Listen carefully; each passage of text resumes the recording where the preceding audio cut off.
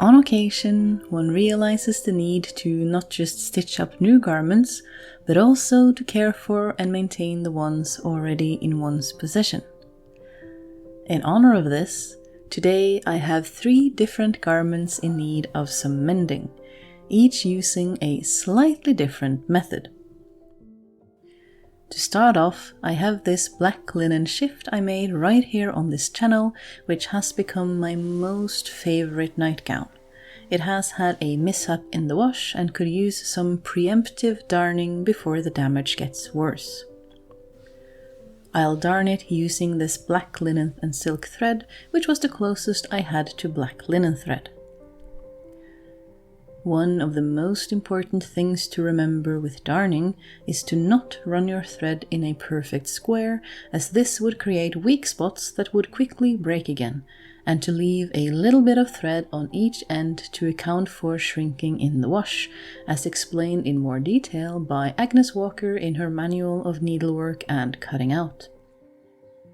The reason I chose darning for this garment was that I have no more of this fabric in my possession, and even if I did, any patch would quite significantly change how this flowy fabric moves.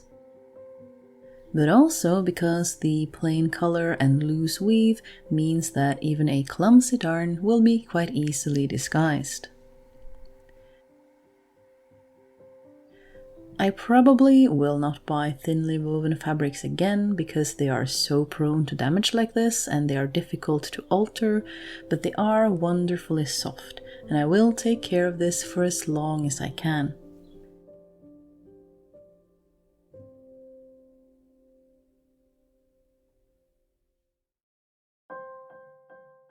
Next up, we have a beautifully soft silk shirt that my partner found secondhand. It has some fraying at the cuffs and collar, as well as a few small holes, so I went out and got the smallest length of similar quality silk that the fabric shop would allow me to purchase. From this, I cut 1-inch strips, with difficulty, as this silk was supremely slippery and uncooperative. These strips were then attached to the collar edge and cuffs with tiny backstitches, wrong side out, and with only the seam allowance facing the frayed edge.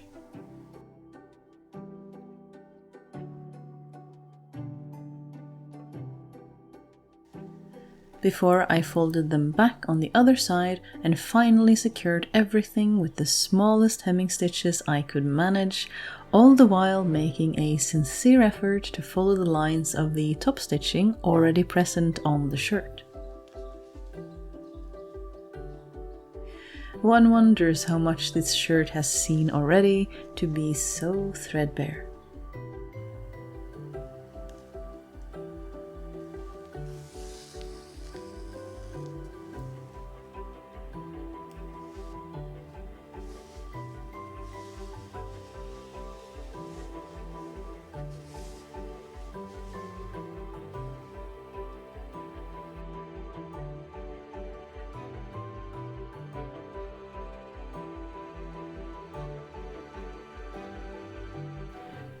After the edges, the time has come to address the small holes dotted throughout.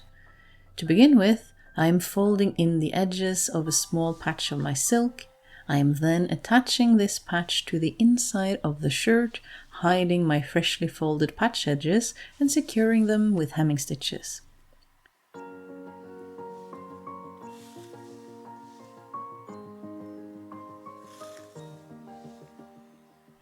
I then flip my cuff around and secure the frayed edges of the little hole. Madam Walker does instruct us to cut back and fold the corners of our worn section to get a clean finish, but these holes were so tiny that I thought it would be less visible if I didn't do that. Shush.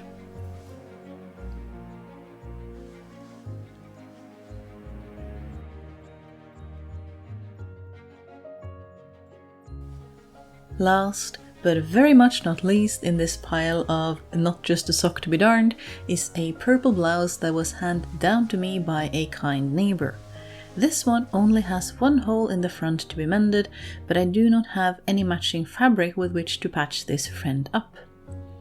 So I do think it is time to turn our attention to the very fashionable practice of visible mending. This hole is quite a bit bigger than the ones in our silk shirt friend, so I am pulling out my small embroidery hoop to make sure I don't pull on the surrounding fabric as I work.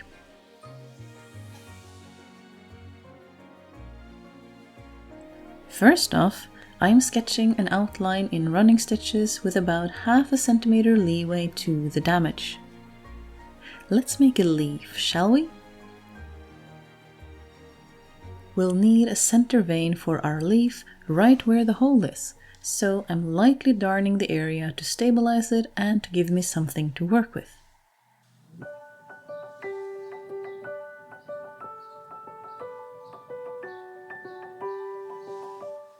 Before we finally get to work on the body of the leaf, starting at the top and alternating between going from the left or from the right.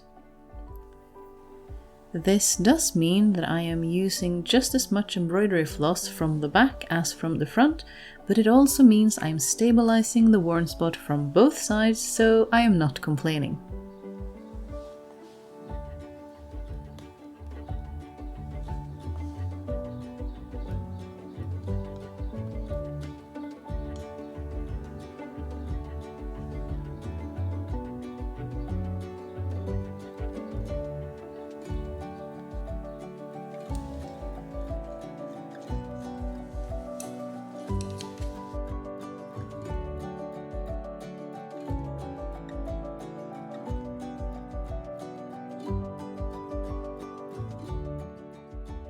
And there you have it! 3 garments mended and ready for new adventures with 3 different techniques. Do you have a favorite technique for making clothes last a little bit longer?